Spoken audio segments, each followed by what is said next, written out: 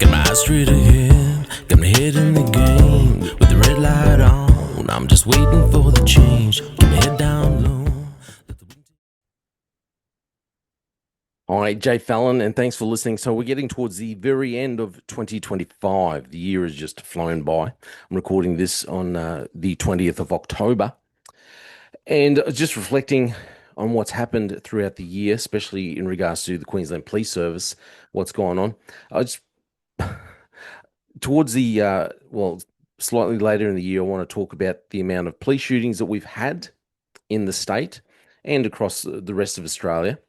But I just want to reflect on what actually happened in 2024, what was reported on, and also some of the commitments that the Queensland Police Service had made. And before I put out any other episodes, so we can just look at what has gone on in recent history. Need to ask ourselves, are we going in the right direction? Police shooting civilians had gone up quite dramatically in 2024.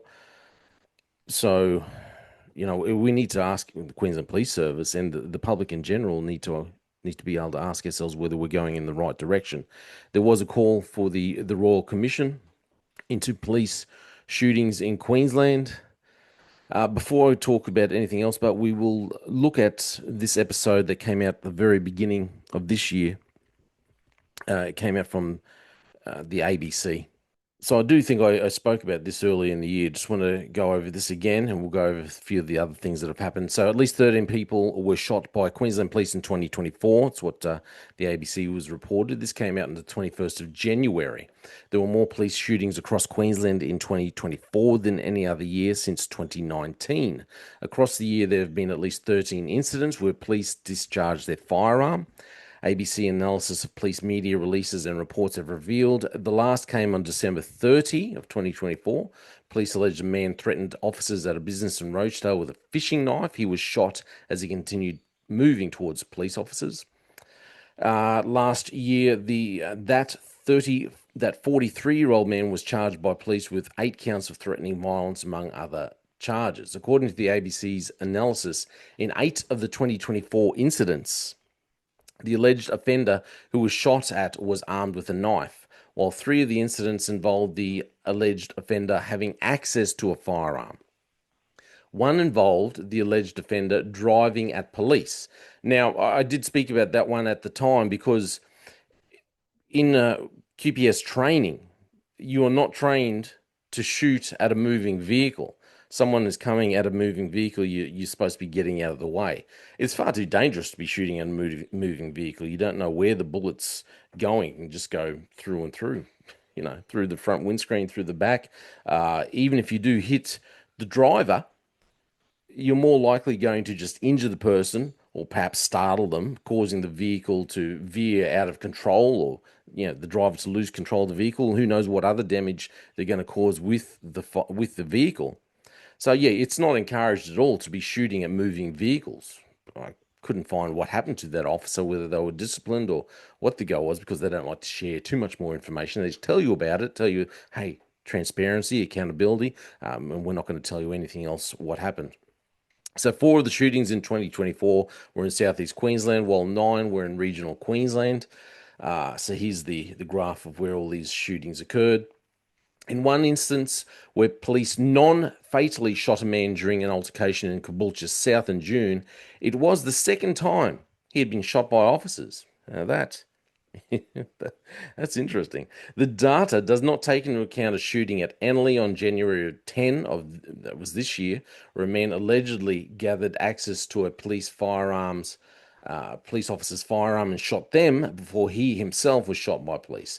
According to a right to information request to the Queensland Police Service, there were 8 firearm discharge incidents in 2019, 12 in 2020, 3 in 2021, 12 in 2022, and 7 in 2023.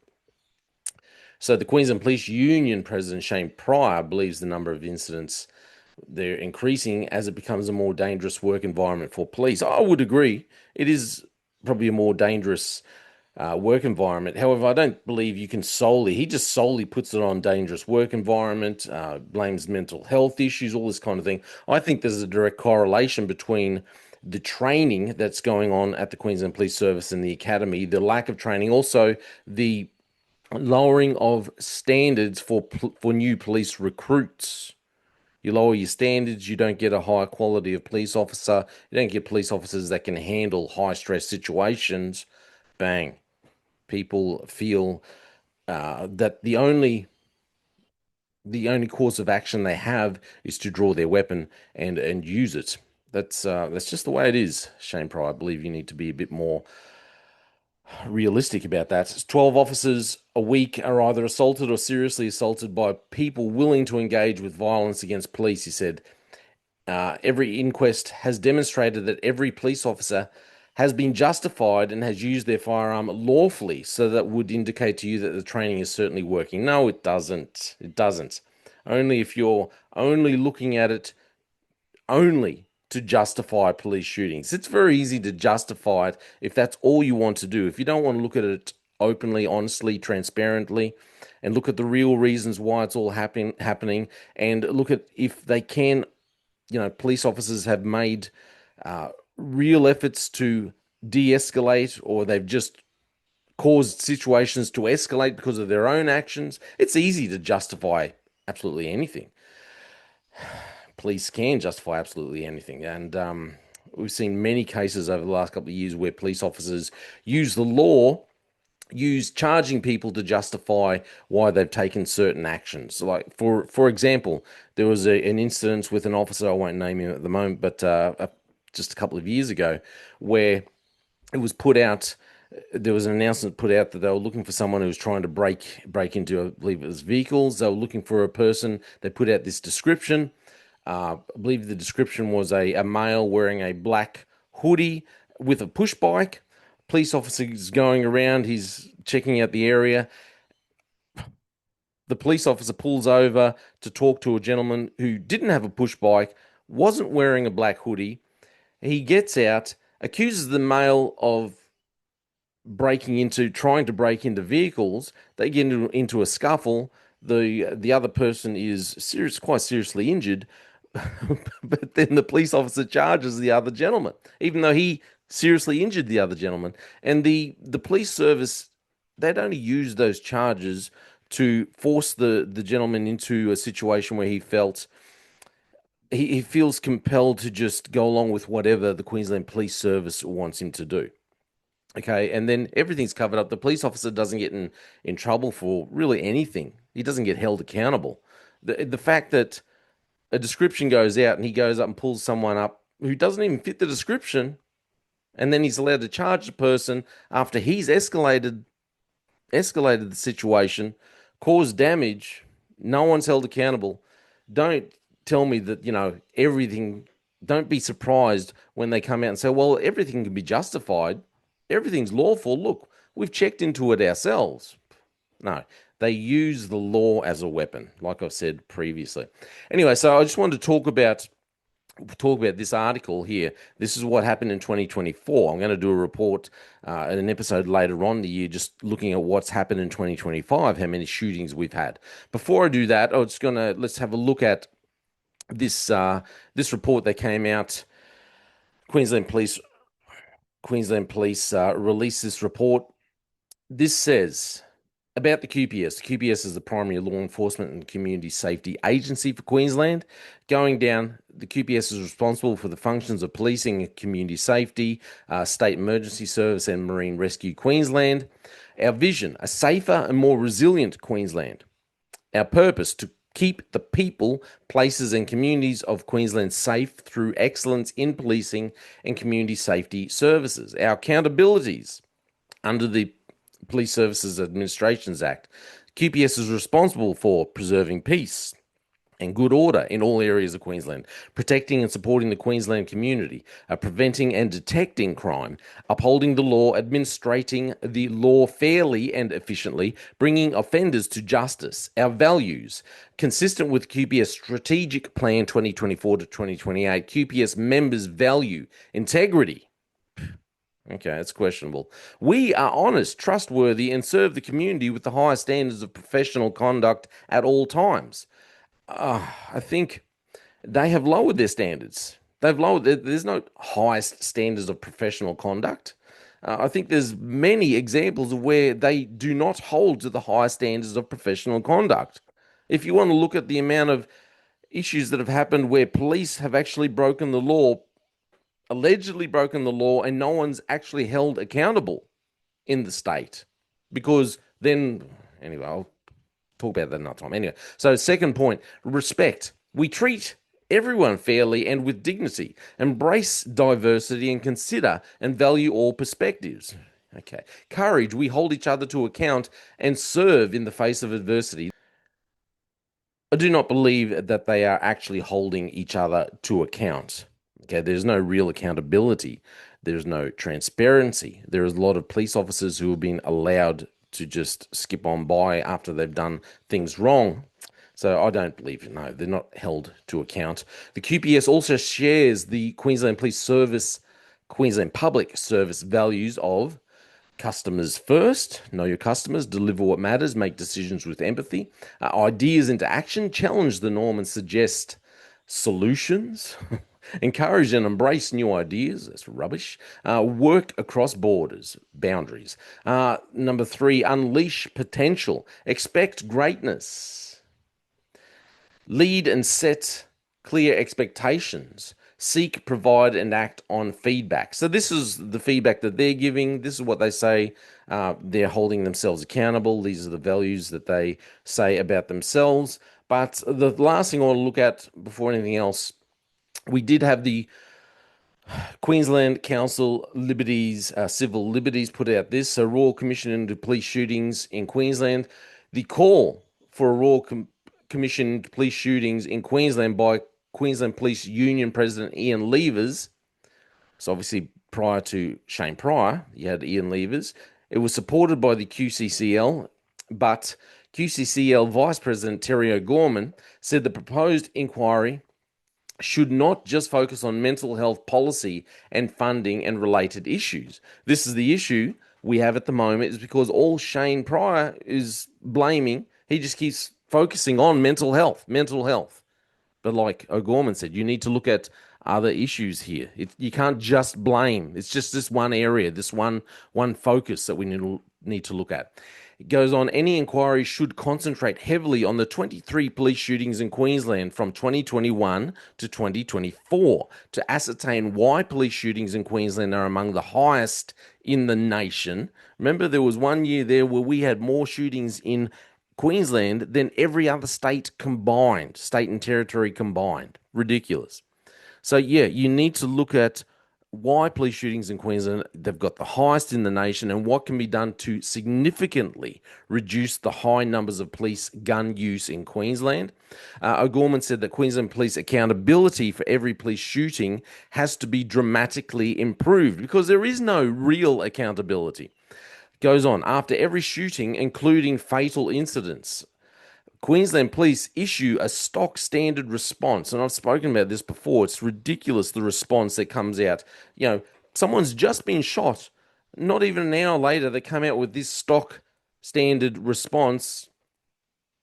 Always just backing the officer. If that happened in any other part of society, well, we can't answer any questions. We have to look at this thoroughly and report exactly what's going on. Here, it's just, oh, no, it's not our fault.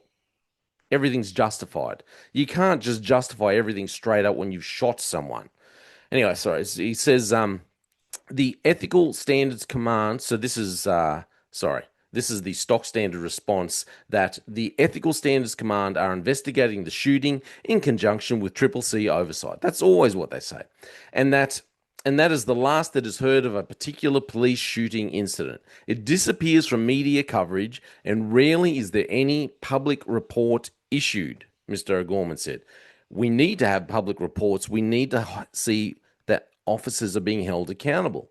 You've gone and used lethal force, potentially lethal force against someone. You need to be held accountable, and the public needs to know. If you want to restore trust towards police, you need to hold yourself accountable and show people that you're willing to release information, not just hide it. Golshufsky. Mr. O'Gorman noted that in 2015, the Queensland coroner conducted a hearing into 5 police shootings between 2013 and 2014. But there had been no review by the coroner or the Triple C. Why would the Triple C do anything, heaven forbid? They just love to get all the money in. They don't actually do much. Or the Triple C since then of each subsequent police shooting and whether the shooting could have been avoided. Like I said, there's far too many incidences where it just seems like you read the reports and it seems like, well, it seems like the officers actually escalated things here. I think of a number of incidents. Just going by the reports that are in the paper, you sit there going, why on earth did the officer go and take this action? Why did they do this? Instead of just holding back, instead of trying to de-escalate, instead of trying to work their way back, lower the temperature, lower the pressure. No, let's just go in. We have to put an end to this right now. Nothing else can. I think it's poor training, poor recruitment. O'Gorman said that the inquiry also needs to decide whether the police Glock is overused and the taser underused. The proposed inquiry should involve policing experts, not just police officers from around Australia and the UK, to ensure the rapidly escalating rate of Queensland police shootings is brought down to much smaller numbers, O'Gorman said.